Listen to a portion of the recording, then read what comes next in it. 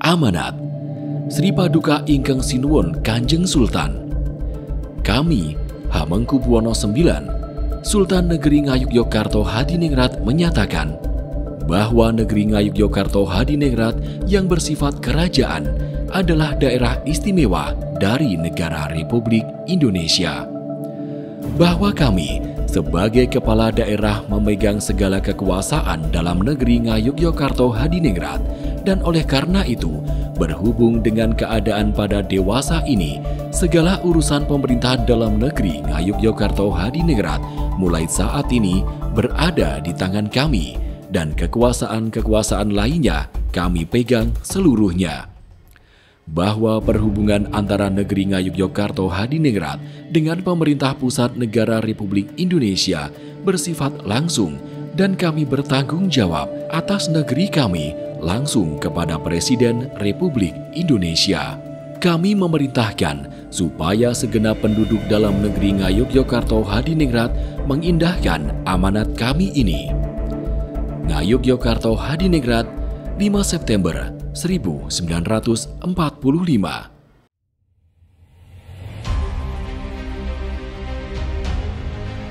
Nagari Ngayogyakarta Hadiningrat semula merupakan wilayah perdikan Kerajaan Pajang yang secara resmi mulai ditempati Raja Ngayogyakarta Sri Sultan Hamengkubuwono I sejak Boyongan Kedaton Ambar Ketawang tanggal 7 Oktober 1756. Nagari Ngayogyakarta merupakan saksi kunci dari banyak sekali peristiwa sejarah bangsa, mulai era munculnya Mataram Ngayogyakarta, era pendudukan Inggris di bawah Letnan Jenderal Thomas Stamford Raffles tahun 1811 hingga 1816, Perang Jawa atau The Java Orlog tahun 1815 hingga 1830, pendudukan Jepang tahun 1942 hingga 1945, hingga Revolusi Kemerdekaan Indonesia 1945 hingga 1949. Yogyakarta adalah cermin sejarah bangsa. Adalah Bendoro Pangeran Haryo Purboyo, saat itu berusia 39 tahun, dan Bendoro Pangeran Haryo Bintoro, kala itu berumur 31 tahun. Keduanya merupakan kerabat sekaligus pejabat Kesultanan Yogyakarta yang diputus duduk di keanggotaan Badan Penyelidik Usaha-Usaha Persiapan Kemerdekaan Indonesia atau BPUPKI, dan kemudian Panitia Persiapan Kemerdekaan Indonesia atau PPKI. Keduanya menegaskan kepada Presiden Soekarno bahwa Kesultanan Yogyakarta dan Kadipaten Pakualaman meskipun daerah otonom bersifat kerajaan, namun memiliki sikap politik dan komitmen mendukung kemerdekaan Republik Indonesia. Komitmen itu tercermin dari kiriman kawat ucapan selamat dari Sultan dan Pakualam kepada Ketua BPUPKI Dr. KRT Rajiman Wedyodiningrat atas berlangsungnya proklamasi kemerdekaan dan terpilihnya Soekarno sebagai presiden dan Muhammad Hatta selaku wakil presiden. Atas dasar kawat itu, kemudian pada tanggal 19 Agustus 1945, Presiden Soekarno menjawab dukungan politik Kesultanan Yogyakarta dan Kadipaten Pakualaman itu dengan mengeluarkan piagam penetapan. Soekarno dan Hatta terpilih sebagai presiden dan wakil presiden dalam sidang PPKI. Sultan Hamengkubuwono ke-9 dan Pakualam ke-8 kembali mengirimkan ucapan selamat kepada Soekarno dan Hatta. Sultan Hamengkubuwono ke-9 dan Pakualam ke-8 kemudian merangkul kelompok-kelompok yang ada di Yogyakarta untuk menyikapi perkembangan politik pada waktu itu. Ada banyak sekali kelompok-kelompok yang ada di Yogyakarta, misalnya golongan pemuda Jetis, golongan pemuda Patuk, golongan pemuda Ngowongan, dan semuanya. Dan semuanya kemudian sepakat bahwa harus ada pernyataan yang menyatakan bahwa Yogyakarta itu adalah mandiri. Dan ini kemudian berujung pada amanat 5 September 1945. Isi piagam penetapan adalah Presiden Republik Indonesia menetapkan Sri Sultan Hamengkubuwono dan Sri Paduka Pakualam pada kedudukannya dengan kepercayaan Sultan dan Pakualam akan mencurahkan segala pikiran, tenaga, jiwa, dan raga untuk keselamatan daerah Yogyakarta sebagai bagian daripada Republik Indonesia. Piagam penetapan ini dikirimkan oleh utusan Presiden Mr. Maramis kepada Sultan dan Pakualam di Yogyakarta pada tanggal 6 September 1945, selang 1 hari setelah Sultan dan Pakualam mengeluarkan pernyataan resmi lewat amanat 5 September 1945. Bahwa amanat 5 September itu bisa dilihat dari berbagai perspektif. Yang pertama adalah sikap visioner dari Sultan Hamengkubuwono ke-9. Ini juga selain dalam konteks lokal itu merupakan semacam proklamasi kemerdekaan atas penjajahan Jepang yang ada di Jakarta, itu juga merupakan pilihan berani dari Sultan dan Pakualam ke-8 untuk memilih menjadi bagian sebuah negara yang baru saja dimerdekakan. Sedangkan beliau berdua itu bisa memilih alternatif yang lain untuk menjadi sebuah negara sendiri yang tidak menjadi bagian dari Republik Indonesia, karena posisi Yogyakarta pada saat itu adalah independen. Transisi perpindahan dari yang namanya Ngayogyakarta Hadiningrat kemudian bergabung dengan Republik Indonesia itu sesuatu yang mulus-mulus saja, tidak kemudian menjadi problem yang harus merombak sistem pemerintahan, kemudian instabilitas sosial politik juga tidak terjadi masalah. Justru yang terjadi adalah sebaliknya.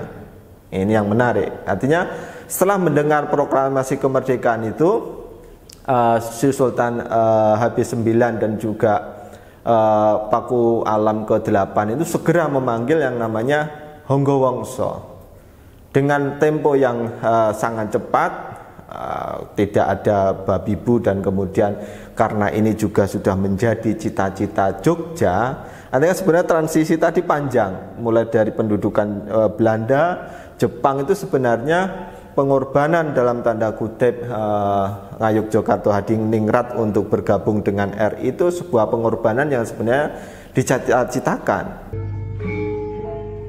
Amanat ini berisikan Hamengkubuwono IX, Sultan Nagari Ngayogyakarta, dan Adipati Pakualam VIII, Kepala Nagari Pakualaman, menyatakan bahwa Nagari Ngayogyakarta dan Negeri Pakualaman yang bersifat kerajaan adalah daerah istimewa bagian dari negara Republik Indonesia.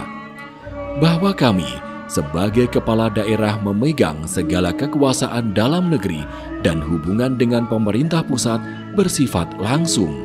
Si Sultan menemui Kanjeng Gusti Pakualam ke-8, jadi paman kados pundi. Nah, lalu beliau mengatakan mari kita bergabung. Lalu atas kesepakatan berdua ya begitu, lalu mereka yang mengirim surat untuk membuat dukungan kepada Republik Indonesia. Saling berbalas komitmen dukungan ini dianalogikan sebagai ijab kabul antara Nagari Ngayogyakarta dan Kadipaten Pakualaman dengan negara Republik Indonesia. Pernyataan dukungan yang diberikan Sultan dan Pakualam lewat amanat 5 September adalah ijabnya, sementara piagam penetapan adalah kabulnya. Hal yang menarik dari amanat 30 Oktober ini yang dikenal dengan peristiwa Dwi Tunggal, yakni menyatunya antara Kasultanan dan juga Pakualaman yang kemudian di situ melebur menjadi daerah istimewa Yogyakarta, maka sebenarnya yang dinamakan daerah istimewa Yogyakarta itu adalah daerah istimewa negara Republik Indonesia. Maka si Sultan Hamengkubuwono ke-9 dan juga Pakualam ke-8 masing-masing yang berkedudukan sebagai kepala daerah itu betul-betul dimaknai sebagai representasi Dwi Tunggal Yogyakarta. Yogyakarta itu bersifat kerajaan yang istimewa dan menjadi bagian dari negara Republik Indonesia. Kemudian dalam pemerintahannya Sultan itu bertanggung jawab kepada Presiden Soekarno dan Wakil Presiden Muhammad Hatta. Yaitu jadi kalau misalnya kalau beliau jadi Raja Jawa, itu kan kebanyakan menyinggung raja-raja lain. Karena sebetulnya Indonesia itu terdiri dari banyak kerajaan. Jadi beliau tidak mau untuk konflik dengan kerajaan-kerajaan lain. Jadi perspektifnya karena ini negara beliau pemahaman sudah ada pemahaman luar, wacananya juga sudah republik, maka beliau polanya adalah mendukung republik. Di situ dengan jelas dinyatakan bahwa status Yogyakarta itu adalah bersifat kerajaan yang istimewa yang berada dalam menjadi bagian dari negara Republik Indonesia. Pada 30 Oktober 1945, Sri Sultan Hamengkubuwono IX mengeluarkan amanat kedua yang menyatakan bahwa pelaksanaan pemerintah di daerah istimewa Yogyakarta akan dilakukan oleh Sri Sultan Hamengkubuwono IX dan Sri Paduka Pakualam VIII bersama-sama Badan Pekerja Komite Nasional. Berdasarkan hal tersebut, dapat dikatakan bahwa dua amanat tersebut merupakan embrio terbentuknya Daerah Istimewa Yogyakarta.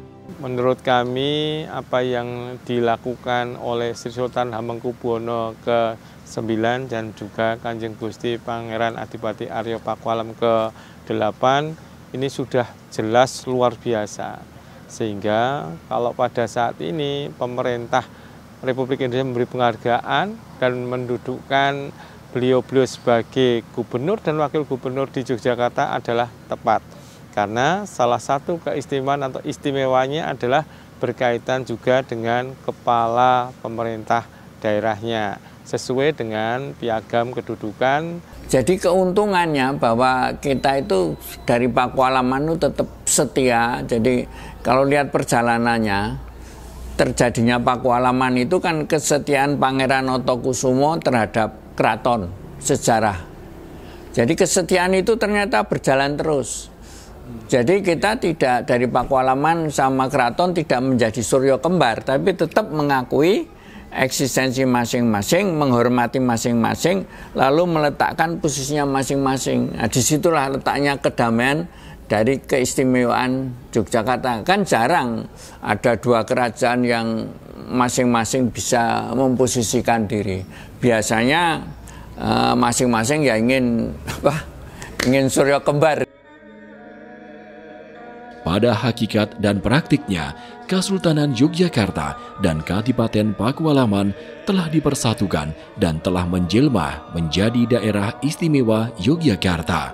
Dalam hal ini, Sri Sultan Hamengkubuwono IX dan Sri Paduka Pakualam VIII telah menjadi satu dalam segala hal dan tindakannya untuk Kesultanan Yogyakarta dan Kadipaten Pakualaman mewakili seluruh rakyat DIY. Di dalam Undang-Undang Nomor 13 Tahun 2012 ada 5 tujuan keistimewaan. Salah satunya adalah melembagakan peran dan tanggung jawab dari Kesultanan dan Kadipaten dalam rangka untuk menjaga, merawat, berkaitan dengan warisan budaya bangsa. Sehingga porsi dari Kesultanan dan Kadipaten jelas ini merupakan sesuatu yang harus kemudian selalu kita jadikan tolok ukur, indikator di dalam pengembangan seluruh roh kebudayaan yang ada di Yogyakarta.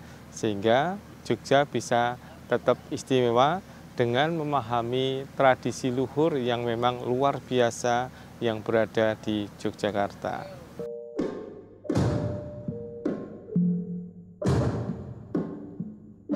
Hal ini semakin kokoh setelah dikeluarkannya Maklumat Nomor 18 Tahun 1946 tentang pembentukan Dewan Perwakilan Rakyat Daerah di seluruh DIY, Undang-Undang Nomor 3 Tahun 1950 tentang pembentukan Daerah Istimewa Yogyakarta sebagai daerah setingkat provinsi, serta Undang-Undang Nomor 13 Tahun 2012 tentang keistimewaan DIY.